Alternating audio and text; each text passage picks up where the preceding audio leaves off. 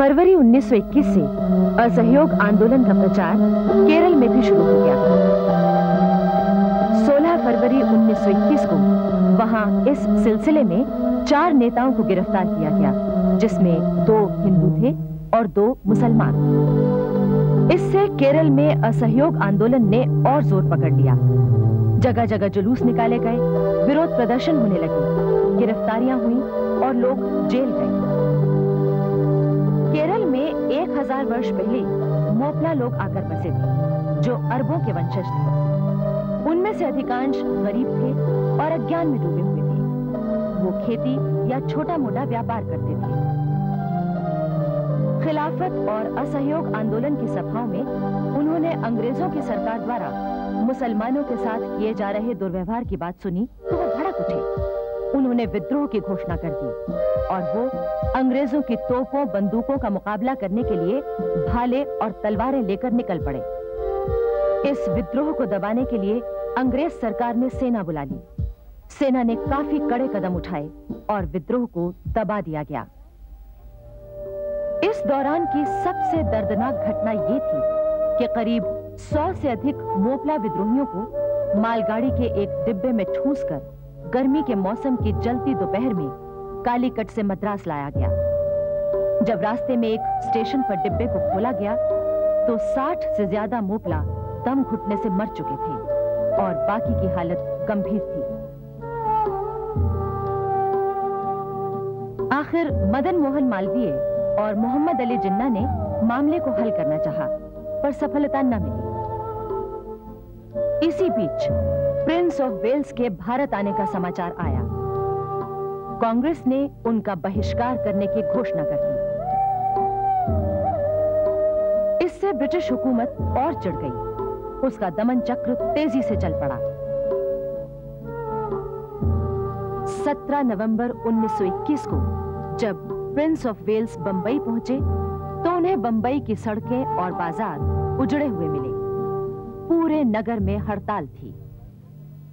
दुर्भाग्य से बंबई में प्रदर्शनकारी भीड़ बेकाबू हो गई और तब ब्रिटिश सरकार को उसे दबाने के लिए बल प्रयोग करना पड़ा। प्रिंस ऑफ वेल्स जहां जहां गए उन्हें हड़तालों और प्रदर्शनों का सामना करना पड़ा। प्रिंस ऑफ वेल्स के कलकत्ता पहुंचने से पहले ही सरकार विद्रोही प्रदर्शन से बचने के लिए गिरफ्तारियां कर रही थी। इसी कारण देशबंधु चितरंजन दास की पत्नी, उनकी विधवा बहन और उनकी भतीजी को गिरफ्तार कर लिया गया।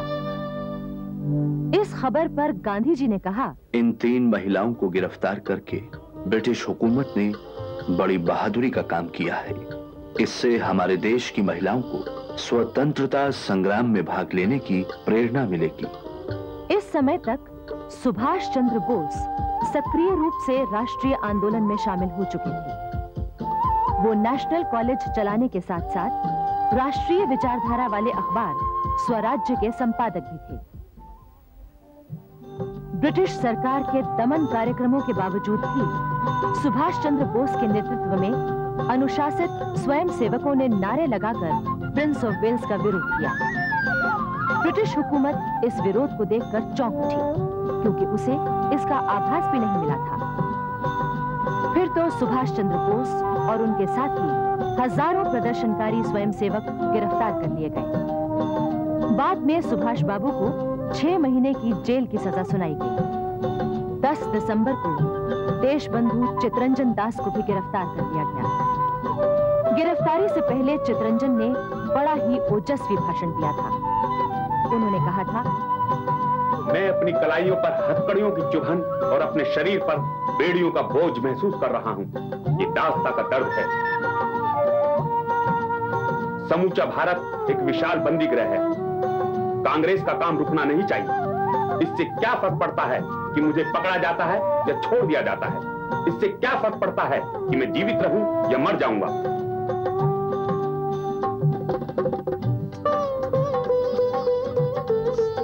जेल में सुभाष चंद्र बोस चितरंजन दास के संपर्क में आए। सुभाष बाबू ने वहां उनकी न सिर्फ सेवा की, बल्कि उनसे बहुत कुछ सीखा भी। उनके साथ राष्ट्रीय आंदोलन की कई योजनाएं भी बनी। 27 दिसंबर 1921 को अहमदाबाद में कांग्रेस का 33वां अधिवेशन शुरू हुआ। इसकी स्वागत समिति के अध्यक्ष वल्लभ भाई पटेल थे। अधिवेशन की अध्यक्षता देशबंधु चितरंजन दास करने वाले थे, लेकिन वो तो जेल में थे, इसलिए कार्यवाहक अध्यक्ष हकीम अजमल खान ने अधिवेशन की कार्यवाही शुरू की। अहमदाबाद कांग्रेस अधिवेशन में पहली बार भाग लेने वाले लोग खद्दर पहनकर आए थे। लोग कुर्सियों पर नहीं बल्कि जमीन पर बैठे थे।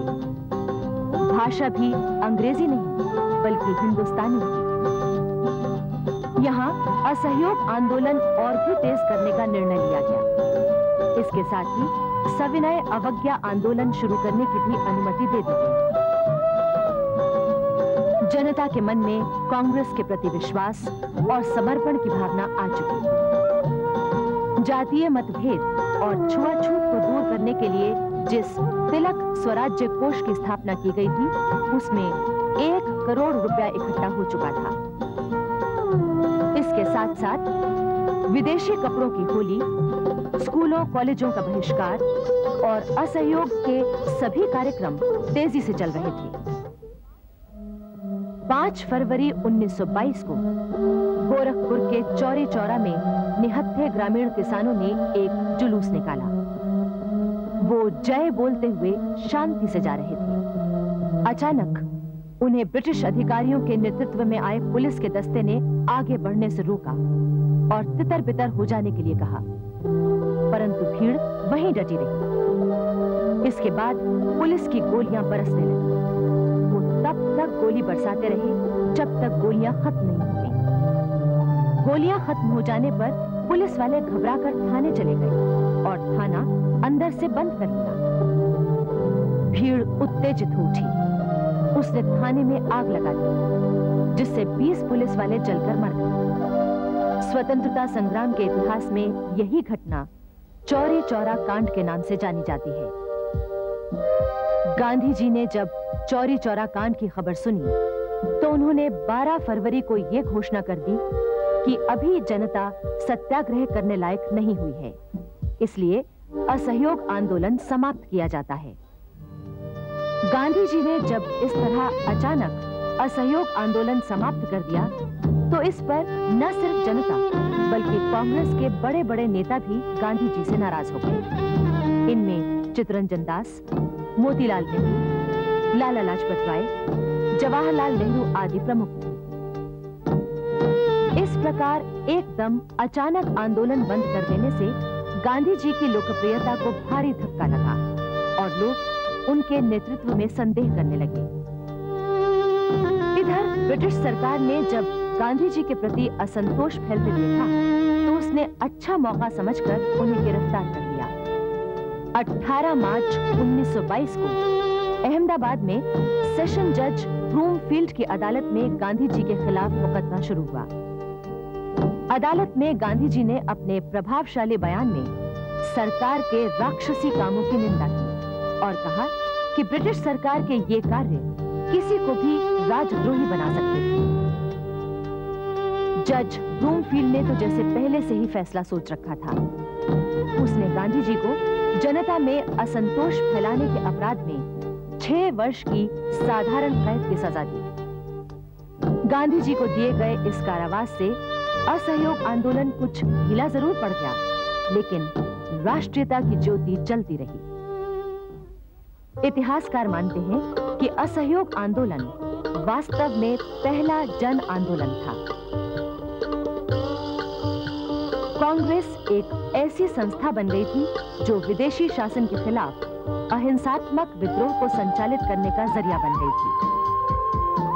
अब इस आंदोलन में सिर्फ बुद्धिजीवी ही नहीं बल्कि आम जनता भी शामिल हो चुकी थी।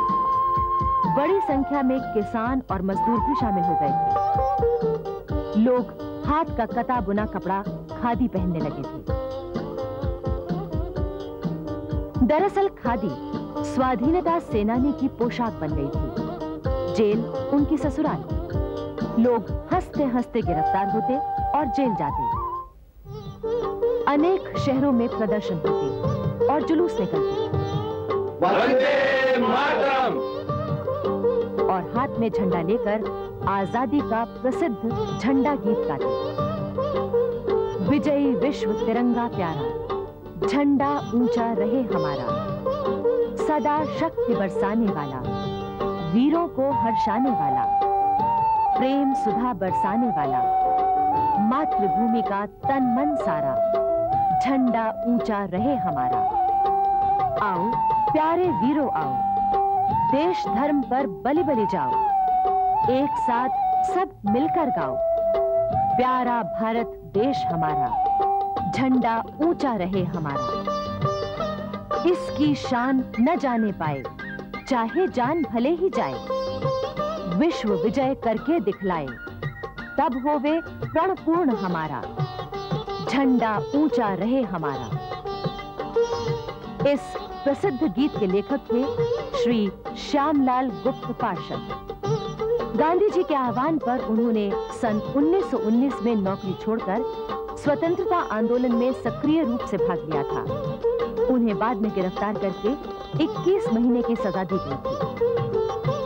पार्षद जी 1920 से 1927 तक फतेहपुर जिला कांग्रेस के अध्यक्ष रहे। उन्हीं दिनों कानपुर के प्रसिद्ध स्वतंत्रता सेनानी गणेश शंकर विद्यार्थी की प्रेरणा से पार्षद जी ने 2 झंडा गीत लिखे। वो दोनों गीत राजर्षि पुरुषोत्तम दास टंडन को भेजे गए। टंडन जी ने जो गीत स्वीकृत किया वही बाद में लोगों का कंठहार बन गया। लोगों ने इस गीत को तो याद रखा, पर इसके रचयिता श्यामलाल गुप्त पार्षद को भूल गए। धीरे धीरे पंडित मोतीलाल नेहरू और चितरंजन दास की प्रेरणा से राष्ट्रीय आंदोलन और कांग्रेस की राजनीति में एक नई विचारधारा ने जन्म लिया। उनका कहना था, हमें विधान मंडलों के चुनावों में भाग लेना चाहिए ताकि उनके माध्यम से हम सरकार के पास अपनी मांगे पहुंचा सकें। सन 1923 में हुए चुनावों में कांग्रेस के जिन नेताओं ने भाग लिया वो स्वराज्य दल के नाम से खड़े हुए थे। स्वराज्य दल को चुनावों में अच्छी सफलता मिली थी।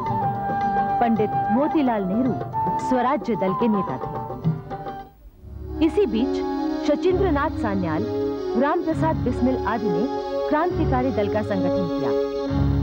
सन 1924 में लखनऊ के पास काकोरी स्टेशन पर रेलगाड़ी रोककर सरकारी खजाना लूटने के जुर्म में जिन लोगों को गिरफ्तार किया गया उनमें से प्रमुख थे रामप्रसाद बिस्मिल, अशफाकुल्ला, रोशन सिंह और राजेंद्रनाथ लाहिड़ी। अन्य लोगों को कारावास की लंबी सजाएं दी गई। केवल चंद्रशेखर आजाद नहीं पकड़े जा सके। सन 1925 में देशबंधु चितरंजन दास की मृत्यु हो गई। इससे स्वराज्य दल की शक्ति कमजोर हो गई। देशबंधु चितरंजन दास स्वतंत्रता संग्राम के उन नेताओं में से थे जिन्होंने न सिर्फ बंगाल बल्कि सारे देश के स्वतंत्रता संग्राम को नेतृत्व प्रदान किया था।